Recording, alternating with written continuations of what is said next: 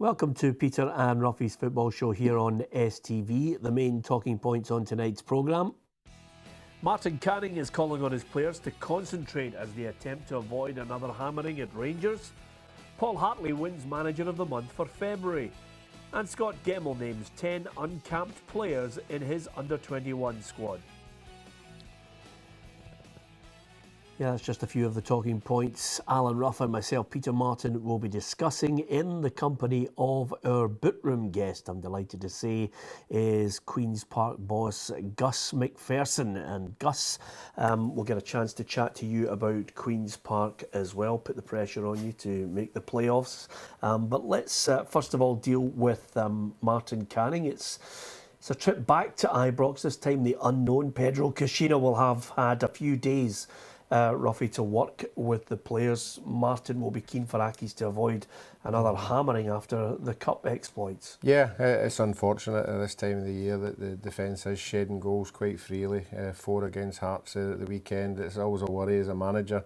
I suppose you'll be working on it all week, so try to come up with some kind of formation to frustrate Rangers at the weekend. But it's a worrying time for him because every year, year on year, he's been able to salvage something for Hamilton, but I think it's getting harder and harder for him every year to get out of that relegation. And of course, he won't know exactly what's going down as far as Rangers are concerned, the style they'll play, because it's a new manager. It's Pedro Caixinha, and the Hamilton boss is the first to admit he doesn't know what style they'll adopt. I saw a bit of his interview yesterday. I thought he spoke very well. And obviously, when you're going to play a team that's got a new manager, particularly one that you don't know too well, there's a question mark over what they'll do, how we set up against them, how they're going to set up against us. All you can do is do as much work as you can, which we've done, to think that we're going to get that part of it right. And then obviously if he does something completely out the blue on Saturday that we're not expecting, we'll adapt to that. But providing we prepare properly, hopefully we can be, like you say, we can be adapted and ready to go for whatever they can throw at us. I'm looking at this Aki side, Gus. I mean, you've been there yourself. You've had to try and keep St Mirren in that division for many a year. I mean, what do you say to the players when the defeats are coming thick and fast? I mean, I'm looking at them in one win in the last 5 games. It's just the professional pride. I think, as Ruffy says, when you're losing goals as readily as they are at the moment, it's just everybody focusing, and doing their own jobs individually, and they hope then that as a group they just become stronger. It doesn't get any tougher, in the next game. Because the atmosphere will be cranked up with the new manager coming in, a little bit of uncertainty surrounding the whole way that they're going to play and what kind of response they'll get out of the players. It's positive at the moment for Rangers because of the recent result against Celtic, but Hamilton have just got to keep things nice and tight, and make sure that they don't give Rangers undue encouragement, because it could be a long 90 minutes for them. They've already had that in the cup, and got a heavy defeat. And they're saying their decisions went against them at key moments in the game, but that goes out the window when the players are suffering, confidence and getting heavy defeats. But they can only sort it themselves, and stick together. Yep, and of course for Rangers, Pedro Caixinha obviously wants to do his own thing, and the first casualty seems to be Jim Stewart, Ruffy. Yeah, I read when he was actually given the job that he was bringing a coach with him and a goalkeeping coach as well. Him being an ex-goalkeeper himself, obviously knows the importance of possibly bringing your own guy with you. It's unfortunate for Jim. Jim's been there a long time, and he'll be disappointed because he's been there through the good times and the bad times. I hope he's still involved with Scotland. He's got that to look forward to. No, but it will be a disappointment for him being there so long. Yeah, I think the most interesting point for Pedro Caixinha, apart from obviously he will try and organise them, get them to play in his style, the players that he has there at the moment. Next week, I would imagine he'll get a chance to sit down and chat with Dave King. I think that could be the most important chat, Gus, because everybody, I think, will slowly but surely start to focus their attention on the amount of money that this board is going to have to try and find for the manager. I think the short term we'll be analysing everything at the club, and automatically the first team, but right through the club, the infrastructure and what he wants to change. And the only way you can really change it is with financial investment. So that's when the conversation will come with with the chairman and the board, you know, and the plans that he's got, and I'm sure he stressed that to them, you know, during the interview process. But I think that's what, you know, any manager, but especially going into the new season, it'll be the most important thing is recruitment, you know, and that's what we analysed very, very, you know, severely, because that was Mark Warburton was criticised, you know, with that side of the recruitment that didn't please, you know, the board in terms of some aspects of it. So the new manager, you know, has got to try and sell that point to them and the type of players that he wants to strengthen. He's obviously going to try and hire a local assistant that can enhance his insight into the Scottish game. Were you surprised that they've gone down this road in a foreign coach? Well, he says he's done it in every country that he's worked at. He likes to get somebody that knows, you know, the workings of other coaches, of other clubs, you know, that he's going to be competing against. If it's his idea that he wants to do that, great, you know, that he sees that as the important side of it. I think then he's going to have to be led by other people and whose names are going forward that can enhance what they already have got. A little bit surprised then that they don't look at Graham Murty, you know, who's had an impact in the short period that he's been taking the team, that, you know, it's somebody that's been there for 6-7 months that knows, you know, how the club is operating. But it's obviously their decision, but it's an important position to fill as well if he's going to be part of his backroom staff. Yep, filling positions seems to be the key in Scottish football at the moment, Ruffy. We're still waiting on a couple of positions to fill. We'll hear from Lee McCulloch in the second part of the programme, but Motherwell closing in on a new manager. Alan Burrows has mentioned that they should be, by the end of the week, able to announce the one out of the 5 shortlisted. John Hughes seems to have emerged in the newspapers as the favourite, alongside, of course, Stephen Robinson.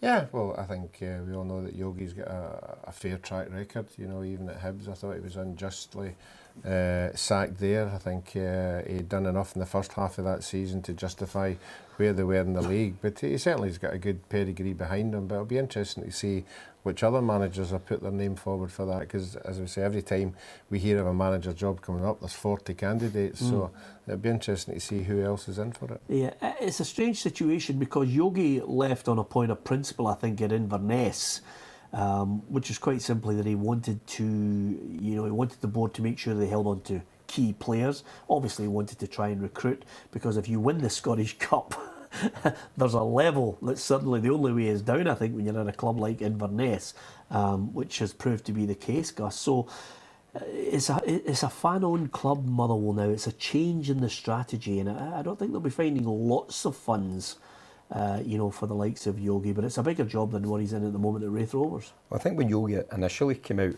of Inverness, he'd hoped, you know, to get an opportunity in England. It's not really materialised, you know, that side of it. He's then decided to come into Wraith Rovers, but he's had some decent results since he went in there. And but he'll obviously, if it's to believe that he's on the short list, that it's a strong club to go into, Motherwell.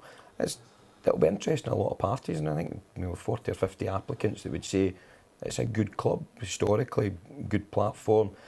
There's good players, you know, that at Motherwell, good experience, you know, and that's maybe a transitional period that's going to hit Motherwell, you know, when the older players and they're bringing in youth, you know, and there's a lot of good young players getting an opportunity at Motherwell. I think last year they won the Youth Cup, so there's certainly good players coming through the ranks there, and it's an exciting job for somebody. Yeah, I'll tell you one thing though, Robbie, it is a big call at this critical period. I mean, we're looking at Martin Canning trying to get Hamilton away from playoff relegation. Richie Foran's under pressure. This next decision by Motherwell could be key to whether they're going to be dragged into it. Yeah, sometimes a new manager coming through the door, particularly if he's well known, you know, you can get some of the response for the players. But I think it's up to the players themselves. You know, I think Motherwell have been there before. They've been through it. You would like to think, being a player, you wouldn't want to go through that again. So that, for me, should be the motivation for them to get them up that league. Yeah, just before we go to the break, great to have Gus in with us, because, of course, you two like playing other sports as well. I know you like your tennis, Ruffy, but Gus plays a bit of golf. Apparently too cold for golf at the moment. I mean, would you concur with that?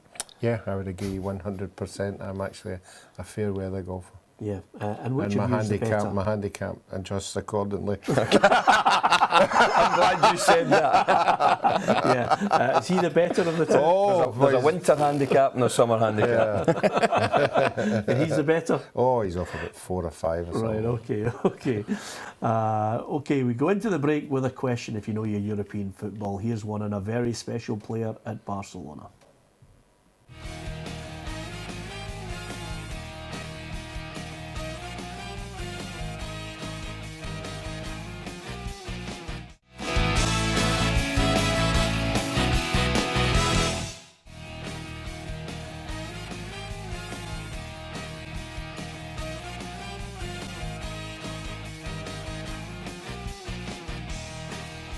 I don't know why I bother with the quiz. Ruffy never gets it right.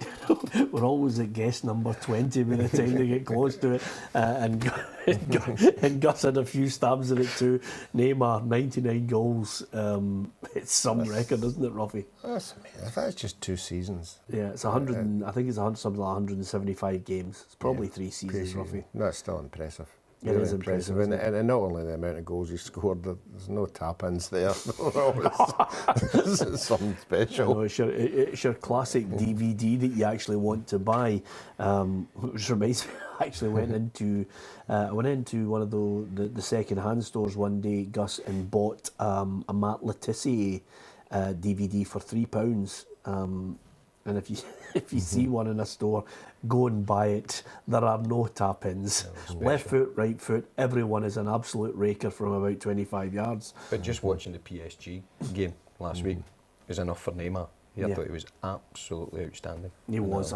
Just out of curiosity, as a guy who was a foraging right back who would have come up, on the last goal, would you have looked for the dink over the back line, or would you have tried a raker with your left foot from 25 yards? Toe poke from about 35 yards. Yeah. A clearance for myself. I mean, his pass was sublime. I thought the highlight the season for me was when Celtic played Barcelona, and obviously Barcelona have done their tactics of where they would all play Neymar, Messi, Suarez, and when the wee boy Tierney, when they lined up, Messi just wandered over to right beside where he was. You could just imagine the wee guy going, "Oh no," because he didn't know where he was going to go. Yeah, and it's curiously enough, actually, I mean, I think his pass for Messi in that game against Celtic was absolutely sublime at Celtic Park. I mean, it was just outrageous that he actually saw it in the first place. We'll talk about the Champions League very shortly. I want to get your thoughts. An old team of yours, Kilmarnock. Lee McCulloch, is he taking the job? It's the longest running saga of all time now. This is his latest answer to it. I got a text the weekend there just to say well done, it's a great result for the Ross County game, so there's no been any chat. Well, I think they know that I'm just happy right now with the situation, so no news can be good news, no news can be bad news, just as I've said. So I think it's data time and game at time, on that old cliche, but it really is. And coming in, enjoying training and getting stuck in with the boys, and that's something that I've always enjoyed. It's getting a bit tedious now, Ruffy. I mean, just give him the job. Yeah, and I mean, obviously we're hearing Lee talking there. I would like to think somebody from above has had a word in his ear, just to keep him informed of what's happening, because we all know there is a bit of unrest in the board, but he's certainly done enough, if they think he is the guy for the job, to say, look, you've got it, just let's wait till the right time before we announce it. But from a manager's point of view, it'd be difficult to concentrate, if you think you're doing so well and you're not going to get it. So I think it's what's happening behind the scenes that we obviously don't know about. Yeah, I mean, obviously Michael Johnson will have taken a bit of time off before he makes a decision to sit down with the board on it. No rush, because I don't see Kilmarnock being involved in relegation. Am I being a little too... I think recent results and especially performances would suggest not. 2 fantastic away victories at Ross County and St Johnstone, and narrow defeats at home to Aberdeen and Motherwell. So I think Lee seems quite comfortable with the situation. The most important thing at the moment is the players. That he's getting a response out of them, and they're picking up points consistently. So I think he'll be comfortable with it. I think obviously circumstances at the club, will dictate how and the time scale of when they make the appointment. But you know, Lee's certainly in the pole position because he's getting performances and he's getting an impact on results. Yeah, let me talk about your club, Gus. How are things going? I don't want to quote stats because you know managers are like you can spin it one way, you can spin it the other. Can you make the playoffs? There's a fair one. It'll be difficult because I think you look at the teams that are in these positions at the moment. Livingston are full time. Alloa had a fantastic month. Jim quite rightly got manager of the month. And Brecon are in a good run of form. I think they've won 3 or 4 on the bounce, so it will be tough. We play Brecon on Saturday. I think we're 5 points behind them, and if we can get it back to 2, it's just one of these divisions. We can see how tight it is. It's the playoffs could go either way. If you can just string maybe 3 or 4 results together, you put yourself in a really, really strong position. But I think if MD had said to us at the start of the season that we'd be in this position, we're a bit in their hand off and being able to compete against tried and trusted players of this level, and it's credit to all the players and how they've went about their business. Yeah, I mean, you look at the table, Ruffy. I know you thought Queen's Park would be relegated and Gus would be out of a job, but it's gone only winding you up. I believe you. Yeah. What do you make of that It's only 6 points.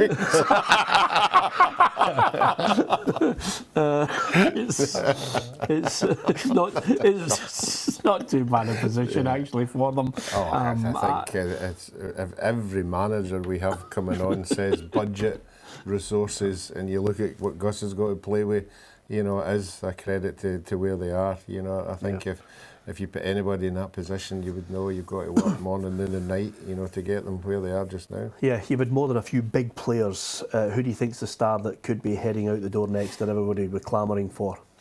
Oh, there's a lot of them that have came. The most important thing with this group is there's probably 3 or 4 of them that could have sacrificed, getting a wage, getting a salary from other clubs, whether that be juniors or other senior clubs, that have came in to play at Queen's Park just to showcase themselves and want to play in the surroundings, the facilities that we've got, and at the level that we're playing at.